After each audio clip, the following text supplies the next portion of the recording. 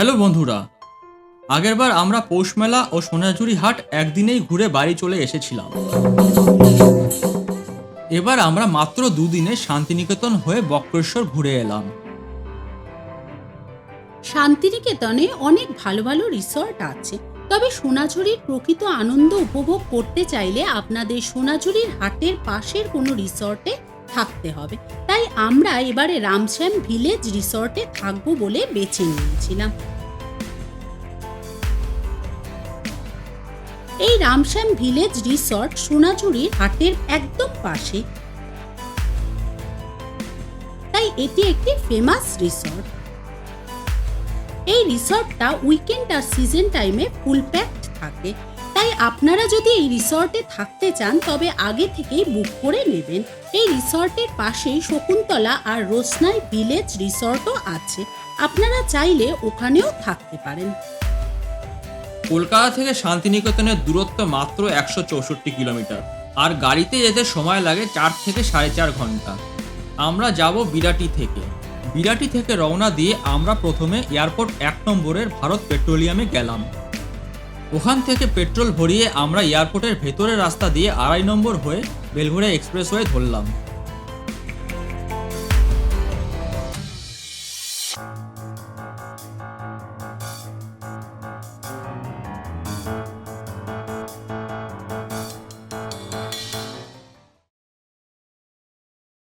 এই যে জায়গাটা দেখতে পাচ্ছেন, এখানে কল্যাণী এক্সপ্রেস বেলঘড়িয়া এক্সপ্রেসের সাথে মার্জ হবে। এই রাস্তা দুটো যখন মার্জ হয়ে যাবে তখন অনেক লোকের সুবিধা হবে।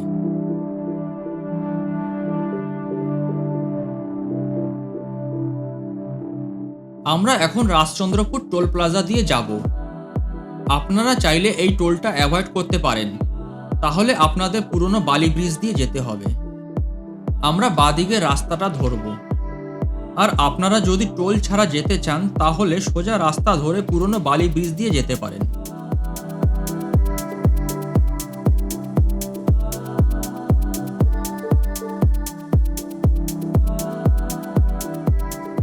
আমরা এখন নিবেদিতা সেতু দিয়ে গঙ্গা পার হচ্ছি। পাশে দেখুন পুরনো বালি ব্রিজ, যেটা দিয়ে গেলে আপনাদের টোল দিতে হবে না। তবে টোল দিতে হবে না ঠিকই, কিন্তু আপনাদের একটু সময় বেশি লাগতে পারে, আর খুব বেশি গাড়ির চাপ থাকলে আপনাদের অনেকটা সময় নষ্ট হয়ে যেতে পারে। আমরা এখন রাজচন্দ্রপুর টোল প্লাজা ক্রস করছি। এখানে আমাদের 65 টাকা পড়ল। আমরা এখন সোজা দুর্গাপুর এক্সপ্রেস দিয়ে যাব। বাঁদিকে রাস্তাটা খড়গপুরে চলে যাচ্ছে।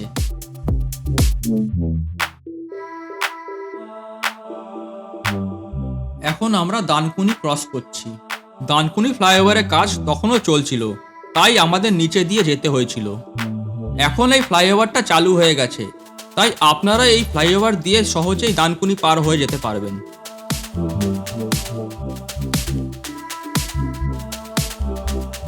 এখন আমরা ডানকুনি টোল প্লাজা ক্রস করছি।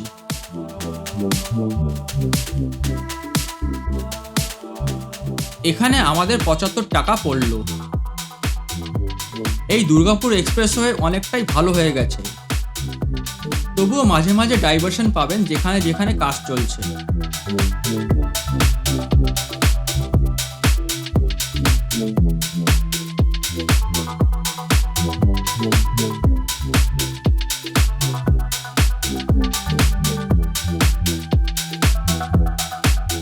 এখন আমরা হাইওয়ে মির্চিতে ঢুকছি।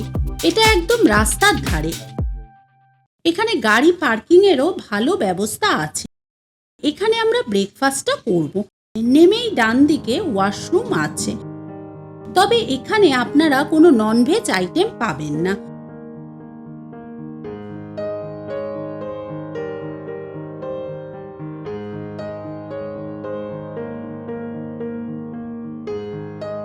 এখানে সব ভেজ আইটেম পাওয়া যায়।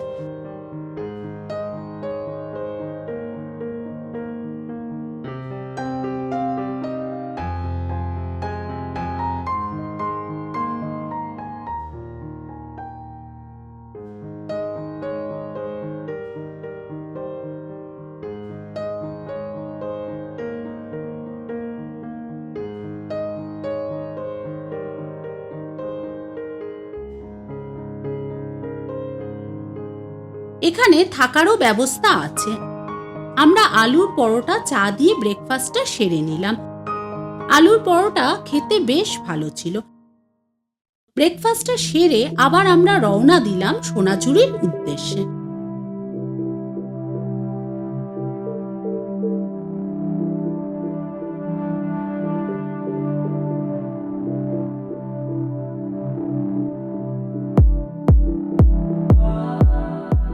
আমরা এখন পালসিট টোল প্লাজা ক্রস করছি।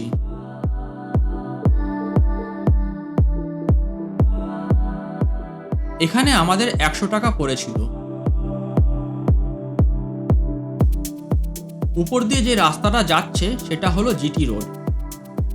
এই রাস্তাটা ওল্ড দিল্লি রোড দিয়ে ব্যান্ডেল হয়ে দুর্গাপুর এক্সপ্রেসওয়েতে জুড়েছে। আমরা এখন শক্তিগড় ক্রস করছি। আপনারা চাইলে এখানেও ব্রেকফাস্ট সারতে পারেন।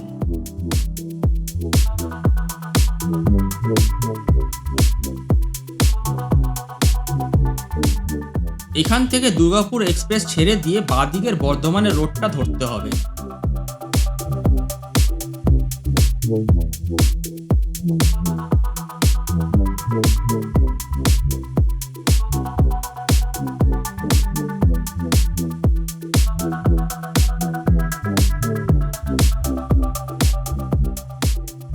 কিছুটা এগিয়ে ব্রিজের তলা দিয়ে ডান দিকে যেতে হবে।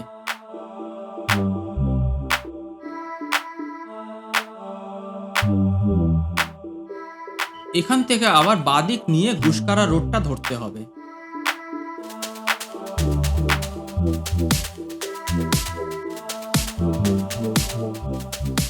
এই রোড ধরে কিছুটা এগোলেই তালিতে রেলগেট পড়বে।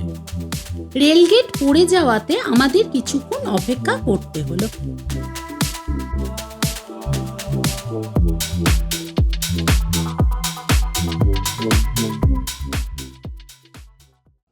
এই তালিত রেলগেট ক্রস করার পর থেকেই রাস্তার দুধারের প্রাকৃতিক শোভা আমাদের মনোমুগ্ধ করে দিল।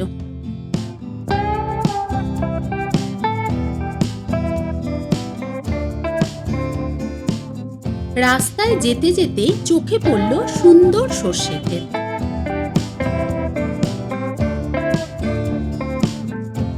এই রাস্তাটা গ্রামগুলোর মাঝখান দিয়ে চলে গেছে, তাই মাঝে মাঝে বাম্পার পাবেন।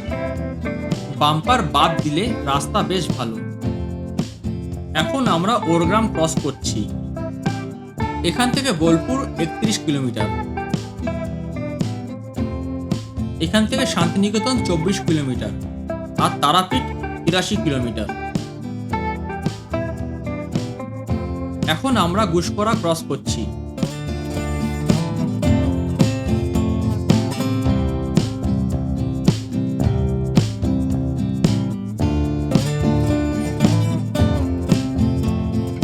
এখান থেকে বোলপুর মাত্র 23 কিলোমিটার। এখান থেকে বোলপুর আর মাত্র 12 কিলোমিটার।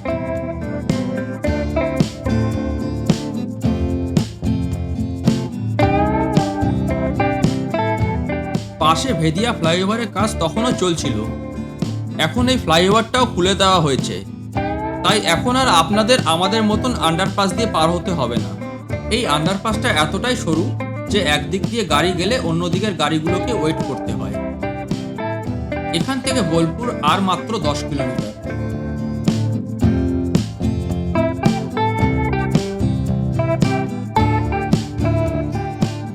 এখান থেকে বোলপুর সিটি যেতে হলে আপনাকে ডান দিক নিতে হবে। আমরা যেহেতু সোনাঝুরি যাব, তাই আমরা সোজা যাব।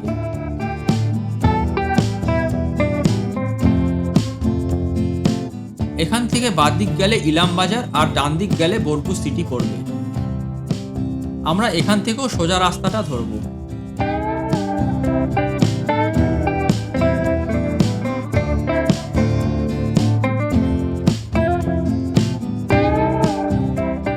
রাস্তার দুধার দিয়ে বড় বড় গাছগুলো দেখতে পেলেই বোঝা যায় যে সোনাঝুরি হাট আর বেশি দূর নয়।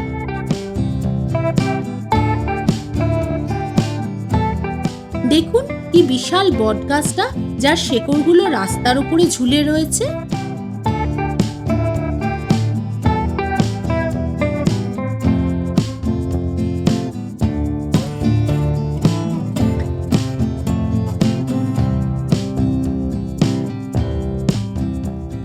এবার আমরা ডান দিকের খোয়াই রোডটা ধরব।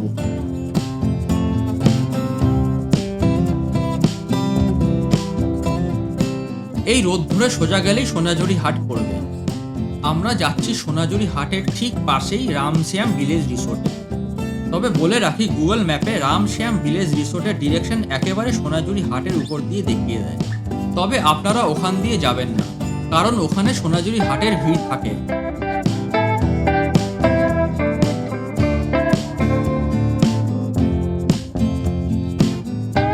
সোনাঝুরি হাটের একটু আগে বাঁ দিক দিয়ে যে রাস্তাটা চলে গেছে সেই রাস্তাটা দিয়ে যাবেন। আমরা রামশ্যাম ভিলেজ রিসর্ট ঢুকছি।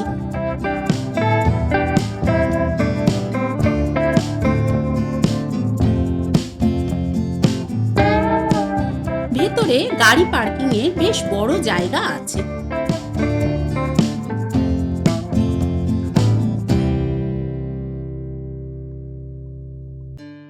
গাড়ি পার্ক করে আমরা রুমের দিকে এগোলাম।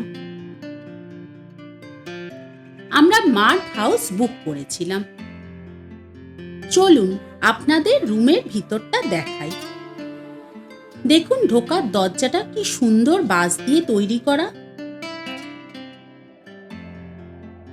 ঢুকেই বাঁদিকে অ্যাটাচ বাথরুম আছে। বাথরুমটা বেশ পরিষ্কার পরিচ্ছন্ন। বাথরুমে গিজার, ওয়েস্টার্ন কমোড, বেসিন, আয়না, শ্যাম্পু আর বডি ওয়াশ ডিসপেন্সারও আছে।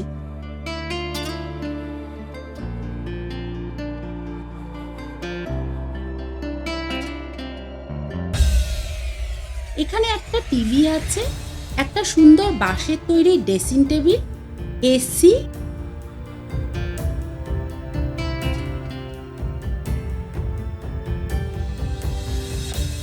একটা সুন্দর প্যাঁচা আকৃতির টি টেবিল, ডাবল বেড,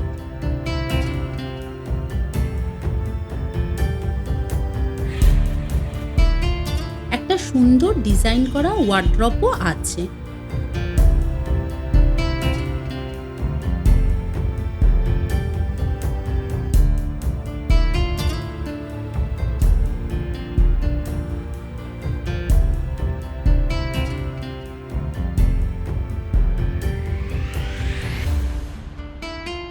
ওপরে সিলিংটা দেখুন কি সুন্দর বাঁশ দিয়ে তৈরি করা।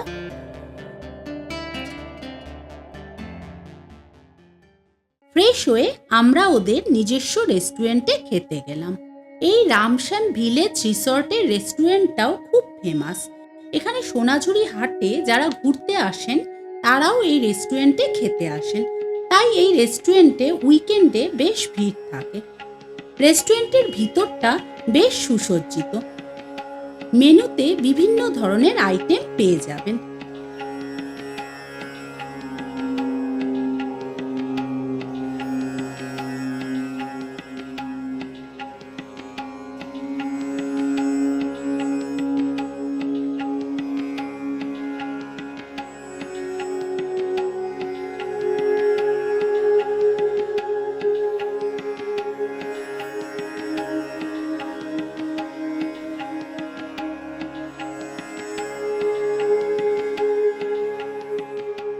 তবে এখানে ভেজ থালিটাই ফেমাস, তাই আমরা ওটাই অর্ডার করেছিলাম।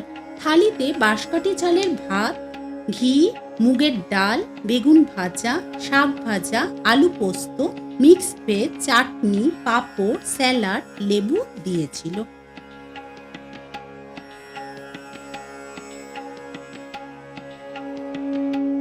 খাবারগুলো খেয়ে বেশ তৃপ্তি পেলাম। আমাদের রুমের সামনেই দেখুন কি সুন্দর রং বেরঙের ফুল ফুটে আছে।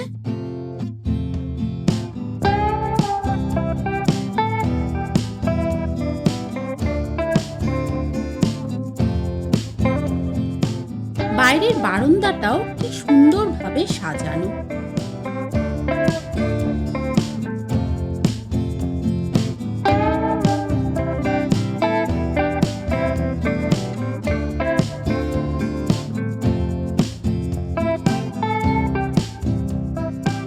এই যে বিল্ডিংটা দেখছেন, এখানেও ওদের ডিলাক্স আর সুপার ডিলাক্স রুম আছে।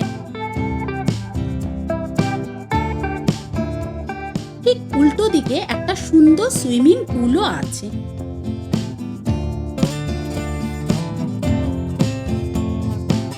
এখানে আমরা খানিকক্ষণ বসে সময় কাটালাম।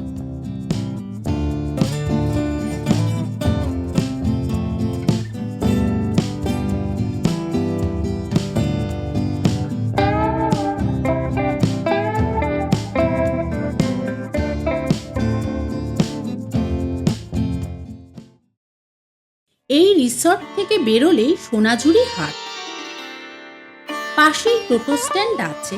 এই টোটো বুক করে আপনারা সাইট সিন করতে পারেন।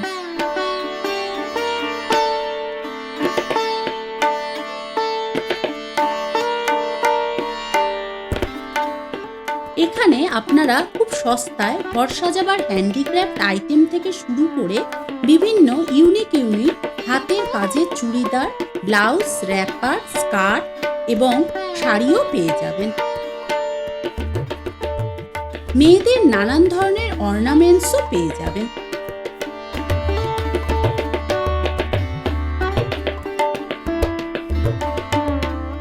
এখানে সবথেকে আকর্ষণীয় হলো শাড়ির কালেকশন। এখানে আপনারা সস্তায় খুব ভালো কোয়ালিটির বিভিন্ন ধরনের শাড়ি পেয়ে যাবেন। শুধু মেয়েদেরই নয়, ছেলেদেরও বিভিন্ন ধরনের হাতের কাজের কুর্তা থেকে শুরু করে পাঞ্জাবিও পেয়ে যাবেন। এখানকার বিশেষত্ব হলো সাঁওতালি নৃত্য।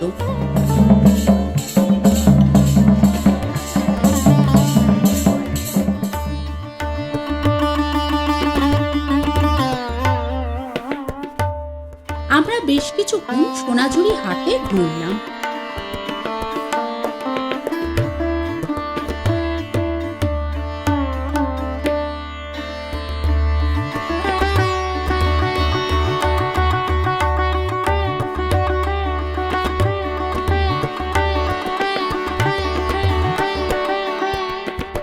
সোনাঝুরি হাট থেকে কিছু কেনাকাটা করে আমরা রিসর্টে ফিরে এলাম।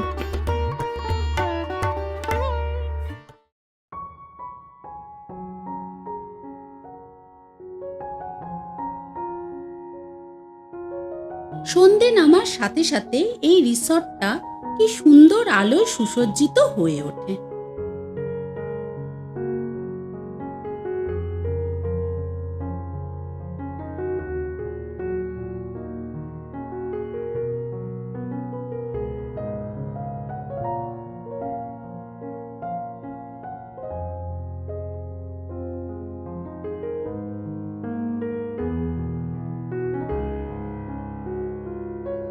রিসর্টের বাইরে সন্ধে নামার সাথে সাথে বাউল গানের আসর বসে। বাইরে বসার জন্য বেশ কিছু চেয়ার ও টেবিলও পাতা আছে, যেখানে বসে আমরা স্ন্যাক্স ও চা খেতে খেতে বাউল গান উপভোগ করলাম। এখানে chicken pakora, veg pakora, French fry, fish finger পেয়ে যাবেন।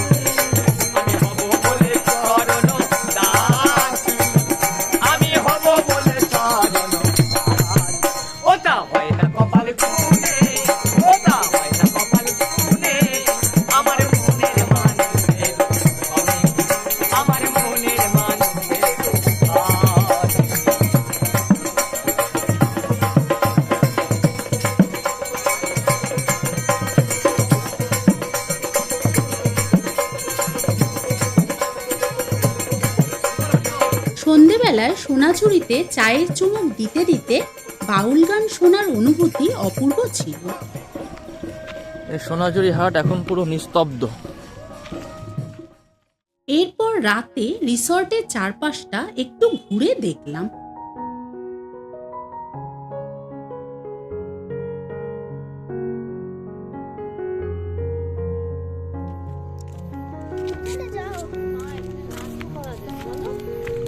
দেখুন রাতে কি অপূর্ব লাগছে।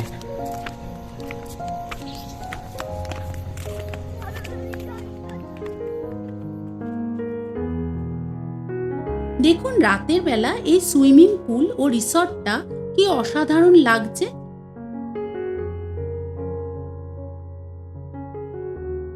এই রিসর্টটা অনেকটা জায়গা নিয়ে তৈরি।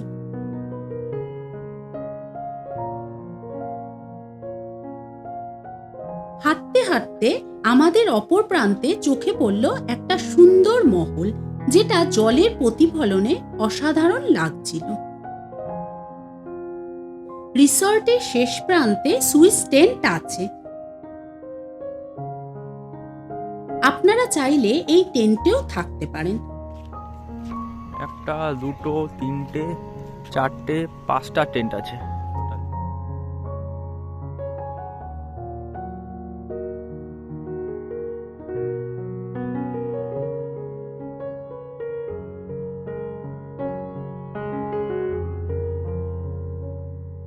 চলুন আপনাদের টেন্টের ভেতরটা দেখাই। টেন্টের ভেতরে একটা ডাবল বেড, দুটো চেয়ার, একটা টেবিল,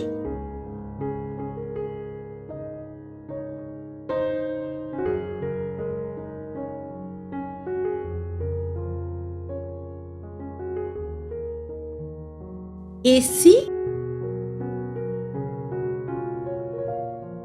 টিভি, অ্যাটাচ বাথরুমও আছে।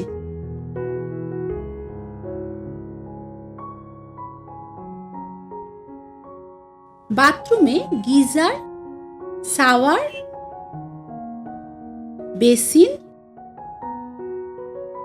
কমোড আছে। বাথরুমের পাশেই সুন্দর আয়না ও জামাকাপড় রাখার র‍্যাক আছে।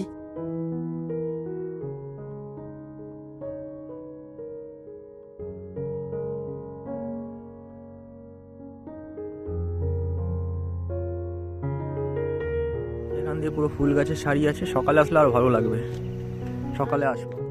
রুমে ফিরে সুইটকর্ন চিকেন স্যুপ খেলাম। কেমন খেতে স্যুপটা? ভালো। পরের দিন সকালে আমাদের রুমেই চা বিস্কুট দিয়ে গেল।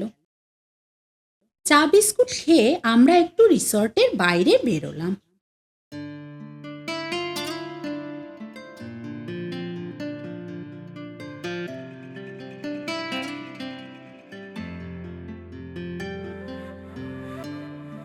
এখন সোনাঝুরি হাটটা কি ফাঁকা দেখুন। এরপরই আস্তে আস্তে বিক্রেতারা গাড়ি করে জিনিসপত্র নিয়ে এসে বসতে শুরু করবে।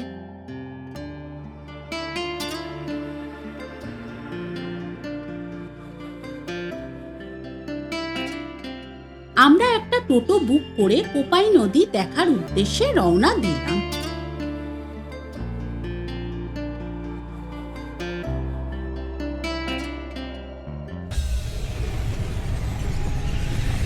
দেখো না কোপাই নদী। টোটো থেকে নেমে আমরা একটু কোপাই নদীর চারপাশটা ঘুরে দেখলাম।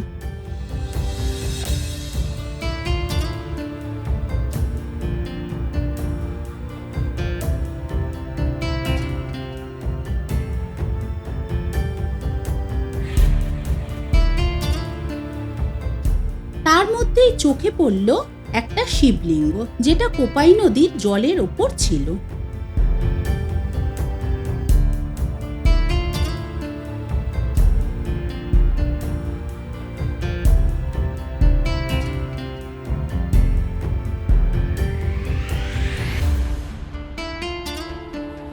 আমাদের ছোট নদী চলে আঁকে বাঁকে, বৈশাখ মাসে তার হাঁটু জল থাকে।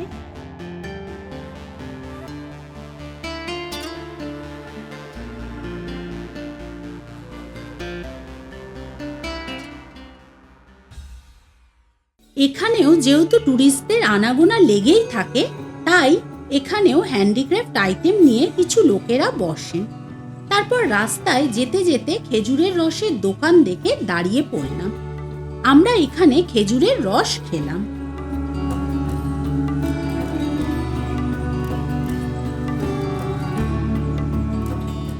দেখুন কি সুন্দর গাছ থেকে ফোঁটা ফোঁটা রস পড়ছে।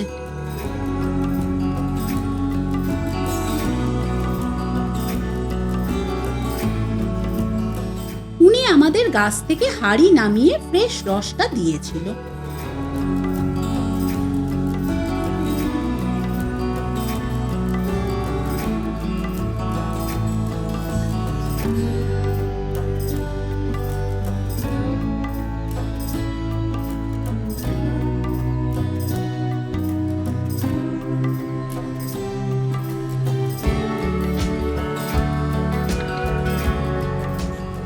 খাবেন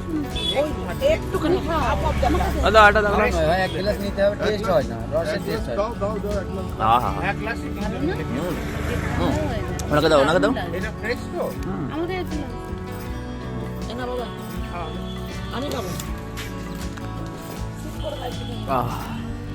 তো ছোটবেলা থেকেই ভালো লাগে। বাবা আগে হেভি লাগছে খাওয়াতো, সজীব। ভাড়া বাড়ি যেখানে ভাড়া ছিলাম ওই জায়গাটা রস হতো। মনটা ভরে গেল। ও সেই স্বাদ, দারুণ। আরেক গ্লাস খাবেন নাকি? এই ভালো খেতে, দারুণ খেতে। আরেক গ্লাসও খেয়ে নিন। রসটা এতটাই ফ্রেশ ছিল যে আমরা 2-3 গ্লাস করে খেয়ে নিয়েছিলাম। জানতে পারলাম গাছের প্রথম রসটা সবচেয়ে সুস্বাদু হয়। তাই আপনারা যদি গাছের প্রথম দিকের রসটা খেতে চান তাহলে ডিসেম্বর মাসেই আসতে হবে। এখানে খাঁটি পাটালি গুড়ও পাওয়া যায়। দেখুন কি সুন্দর খেজুরের রস জাল দিয়ে পাটালি গুড় তৈরি করছে। এরপর আমরা আদিবাসী গ্রাম দেখতে গেলাম।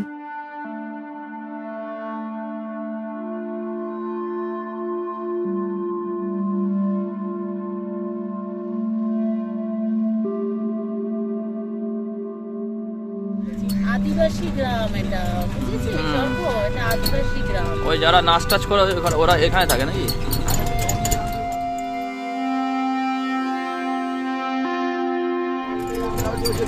আদিবাসীদের সিরিয়াটা হয়েছিল এই গ্রামটা, সেই গ্রামটা বুঝলেন তো? ও আচ্ছা, ট্রেনগুলো দেখছেন, এগুলো তো নিজের হাতে বানিয়েছেন, মাঠে দিয়ে, বুঝলেন? হ্যাঁ হ্যাঁ, বলছি বাঘা সিরিয়ালটা এখানে হয়েছিল না? বাড়িতে রাখা আছে, আমরা যে বাড়িতে আচ্ছা, কি দারুণ। কি মন্দির এটা? এটা হচ্ছে নমঃকর, আদিবাসী মারাঙ্গুড়ু মন্দির। এটা মারাঙ্গুড়ু মন্দির। সব থেকে বড় ওদের এটা। আচ্ছা, বাহ, খুব সুন্দর। আর এই যে ঘরটা ঢুকে যান, এই যে গেটে, এই যে এই বাড়িটাতে শুটিংটা হয়েছে।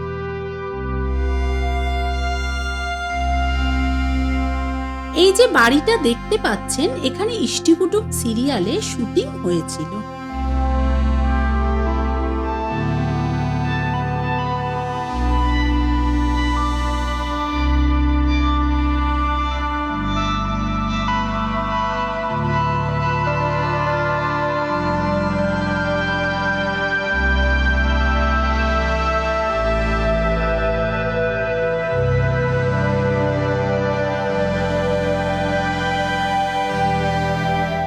এখানে বেশিরভাগই মাটির বাড়ি। দেওয়ালে ওনারা সুন্দর চিত্রকলা ফুটিয়ে তুলেছে।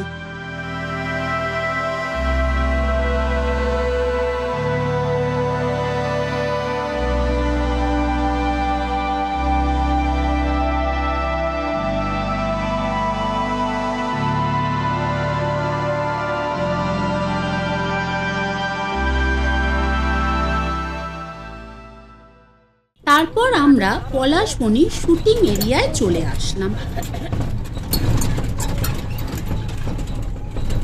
দাদা, এটা যে সেই পলাশবনিটা, যেটা ওই বৃষ্টিকুটুম আদিবাসী সিরিয়ালে যে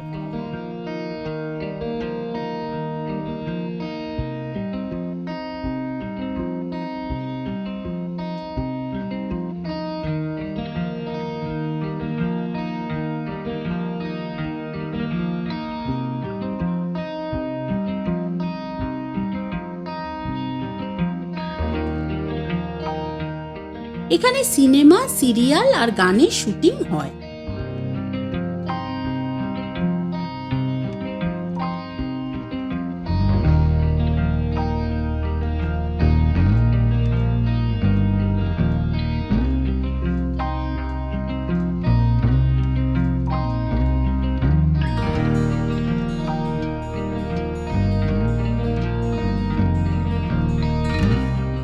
অনেকে এখানে এসে ওয়েডিং শ্যুটও করে।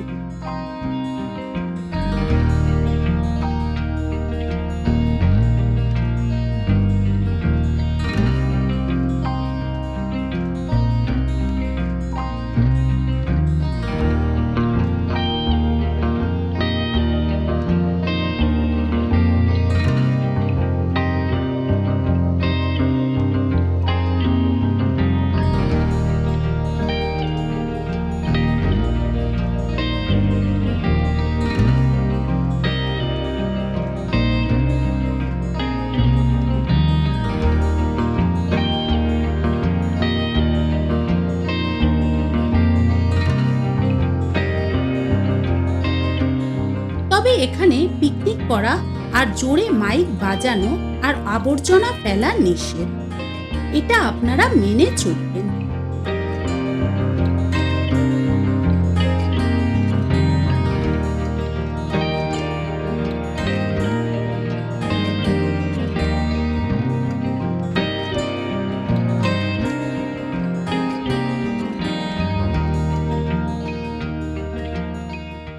এটা রবীন্দ্রনাথ ঠাকুর আছে, বুঝতে পারছেন তো? আচ্ছা। পাথর কেটে বানিয়েছে, দেখুন ভালো করে। হ্যাঁ হ্যাঁ বুঝতে পারছি, এবার চোখ ওই যে ছোট ছোট একদম।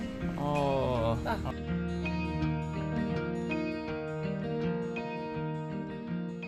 এরপর আমরা হোটেলে ফিরে এলাম। এখানে ব্রেকফাস্ট করার জায়গাটা মেন রেস্টুরেন্ট থেকে আলাদা, সুইমিং পুলের পাশেই।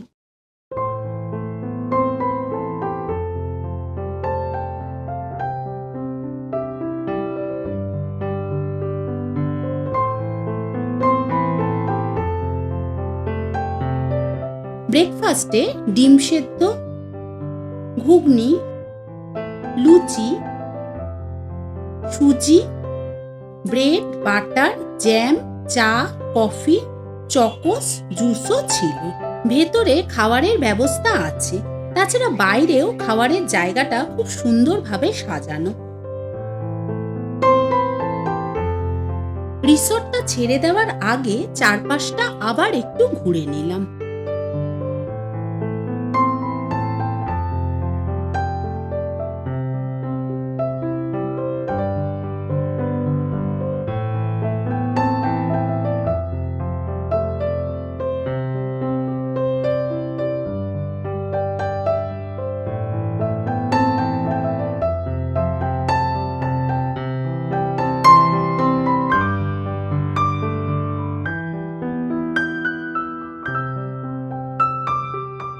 দেখুন কি সুন্দর লাল আর সাদা রঙের পপি ফুলগুলো ফুটে আছে।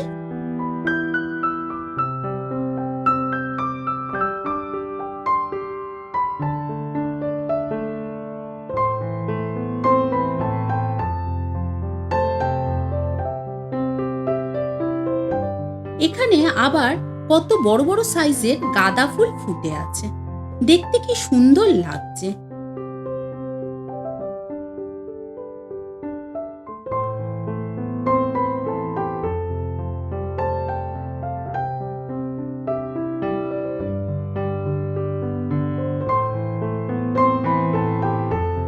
এখানে ছোট্ট একটা পুকুরও আছে।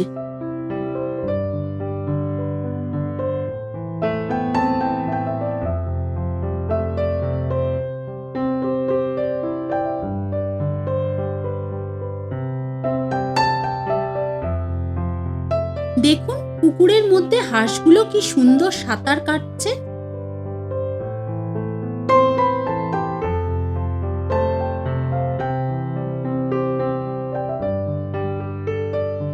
সকালবেলা টেন্টগুলো কি সুন্দর লাগছে, রাতে একরকম সৌন্দর্য, সকালবেলা আরেক রকম সৌন্দর্য।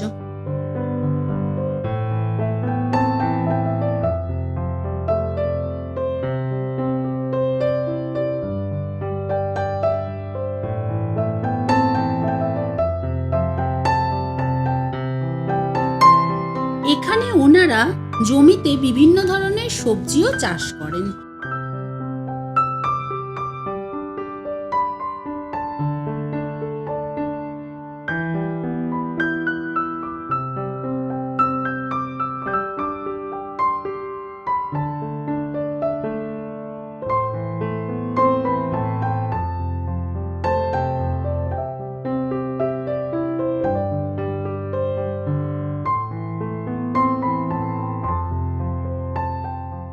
দেখুন এখানে কি সুন্দর বাঁধাকপিগুলো হয়ে রয়েছে।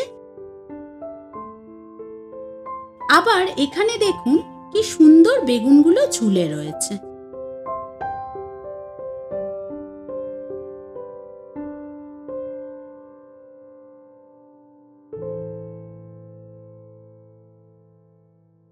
রিসর্ট ছেড়ে দেওয়ার আগে আবার আমরা একটু সোনাঝুরি হাটটা ঘুরতে বেরোলাম। দেখুন এখন সোনাঝুরি হাট জুড়ে সব বিক্রেতারা বসে পড়েছেন।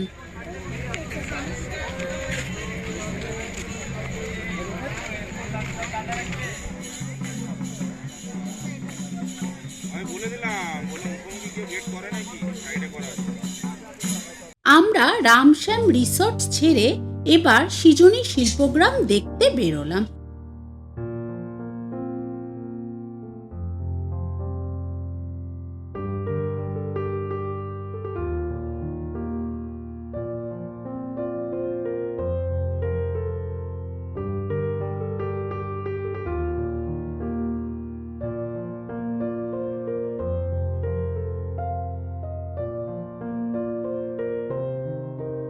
সোনাঝুরি হাট থেকে সৃজনী শিল্পগ্রামের দূরত্ব মাত্র 5 কিলোমিটার। গাড়িতে সময় লাগে মাত্র 12 মিনিট। এই সৃজনী শিল্পগ্রামে ঢোকার টিকিটের মূল্য বড়দের 30 টাকা, আর 5 বছর থেকে 12 বছর পর্যন্ত 10 টাকা, আর স্টুডেন্ট 10 টাকা। তাছাড়া ক্যামেরা ব্যবহারের ক্ষেত্রে আলাদা চার্জ লাগবে। এখানে বাইরে থেকে কোনো খাবার নিয়ে প্রবেশ করা নিষেধ।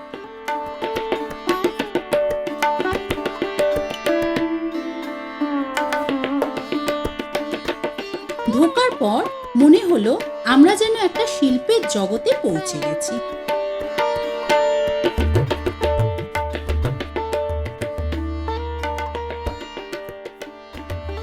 এখানে ঢুকেই বাঁদিকে একটা অনুষ্ঠান মঞ্চও আছে। এখানে বিভিন্ন ধরনের সাংস্কৃতিক অনুষ্ঠান হয়।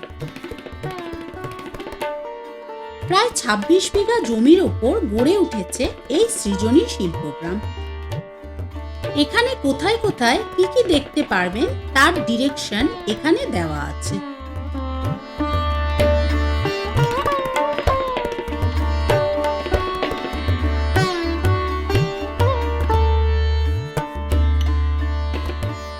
এই স্ট্যাচুগুলো দেখুন কি নিখুঁতভাবে তৈরি করেছে। দেখেই বোঝা যাচ্ছে যে দক্ষ শিল্পীদের হাতের কাজ।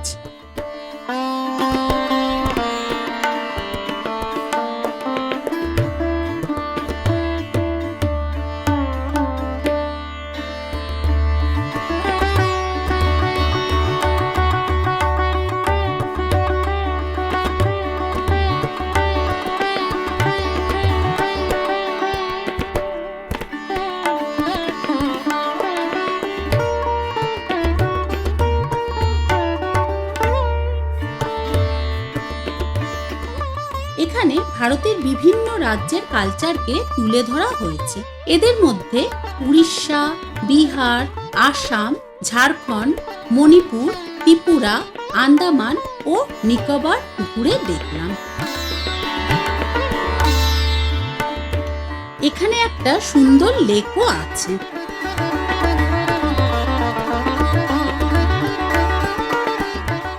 এখানে হ্যান্ডিক্রাফট আইটেমেরও বেশ কিছু দোকান আছে। খানিকক্ষণ এখানে সময় কাটিয়ে আবার আমরা রওনা দিলাম বক্রেশ্বরের উদ্দেশ্যে।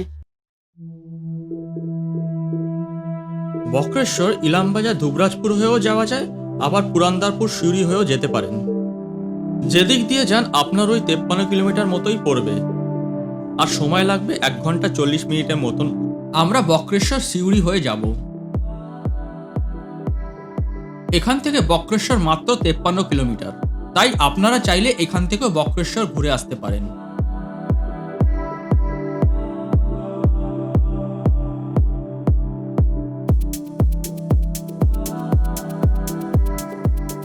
দেখুন রাস্তার দুধার দিয়ে খেজুর গাছগুলো কি সুন্দর লাগছে।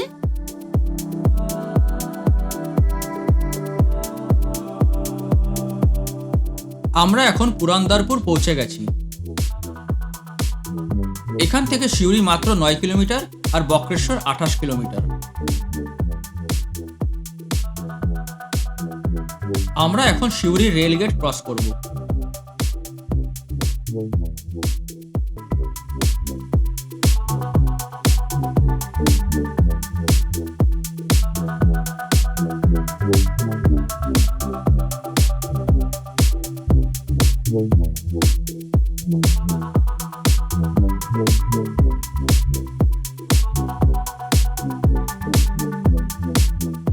এখান থেকে তারাপীঠ মাত্র 47 কিলোমিটার, তাই হাতে যদি আপনাদের সময় থাকে তাহলে তারাপীঠটাও ঘুরে আসতে পারেন। এখন আমরা সিউড়ি শহরটা ক্রস করছি।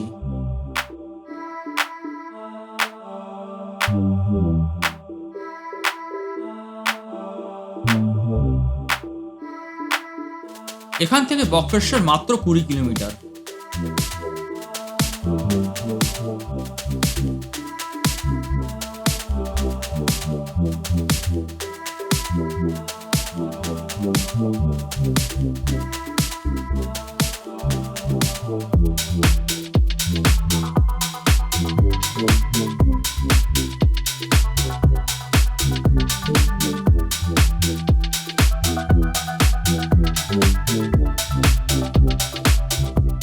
আমরা এখন বক্রেশ্বর ঢুকে পড়েছি।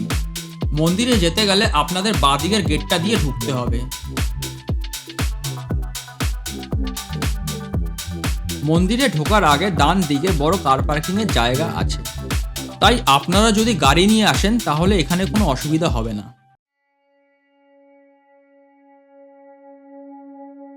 এখানে গাড়ি পার্কিং এর চার্জ 2 চাকা 10 টাকা, 3 চাকা 30 টাকা, 4 চাকা 50 টাকা, 6 চাকা 100 টাকা। আর এখানের প্রবেশ মূল্য মাথাপিছু 10 টাকা। আর যদি এখানে স্নান করতে চান তার জন্য অতিরিক্ত 10 টাকা পড়বে।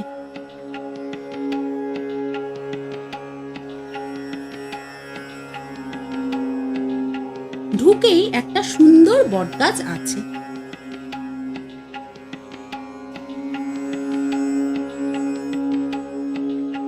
বটগাছের ডান দিকে জেন্টস টয়লেট আছে। আর মহিলাদের টয়লেট স্নানঘাটের ঠিক পাশে। এখানে পুরুষ ও মহিলা স্নানের ঘাট আলাদা আলাদা করে বানানো আছে।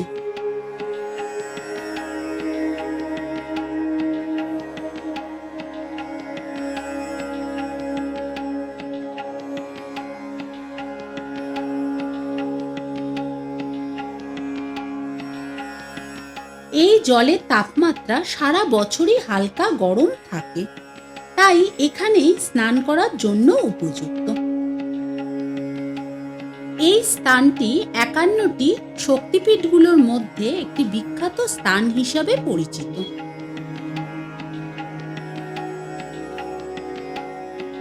একটু এগিয়ে যে কুণ্ডটা দেখলাম সেই জলটা বেশ ফুটছিল এবং হালকা ভাপও উঠছিল।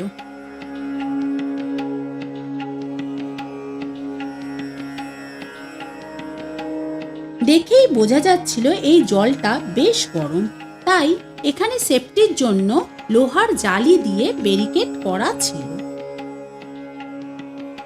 ভগবানের কি অদ্ভুত সৃষ্টি, তাই না?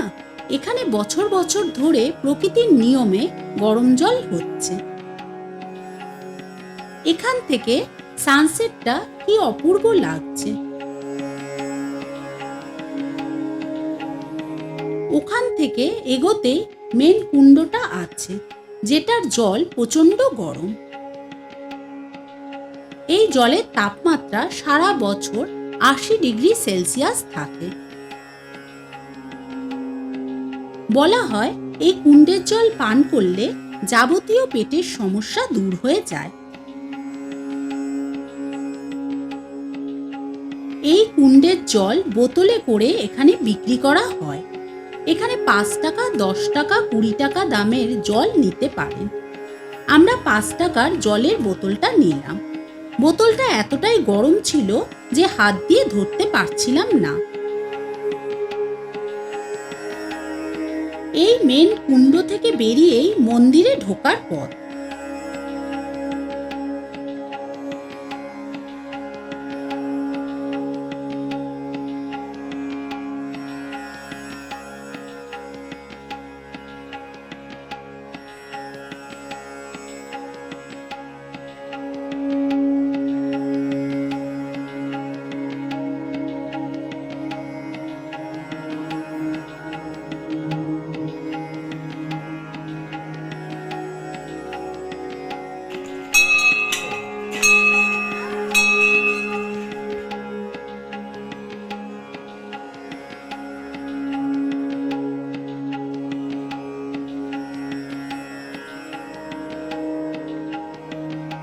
মন্দিরে ঠাকুর দর্শন করে আমরা বাইরে বেরিয়ে এলাম।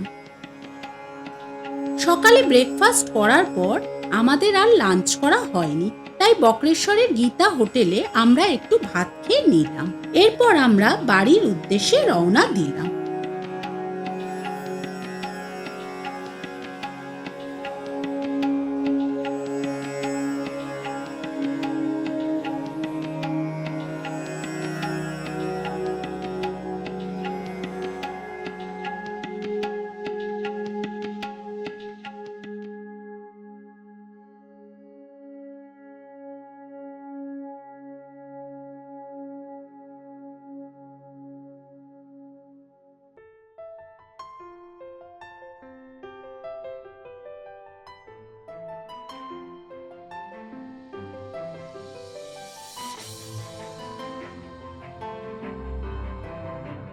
বাড়ি ফেরার সময় আমরা দুবরাজপুর ইলামবাজারের রাস্তাটা ধরে ফিরেছিলাম, আর মাঝখানে প্রতিবারের মতন শক্তিগড়ের ঝালমুড়ি খেয়ে ল্যাংচা আর সীতাভোগ নিয়ে বাড়ি ফিরলাম। আমাদের এই জার্নিটা যদি আপনাদের ভালো লেগে থাকে তাহলে অবশ্যই লাইক, শেয়ার আর কমেন্ট করবেন, আর নতুন ভিডিওর নোটিফিকেশন পেতে আমার এই চ্যানেলটা সাবস্ক্রাইব করতে ভুলবেন না। ধন্যবাদ।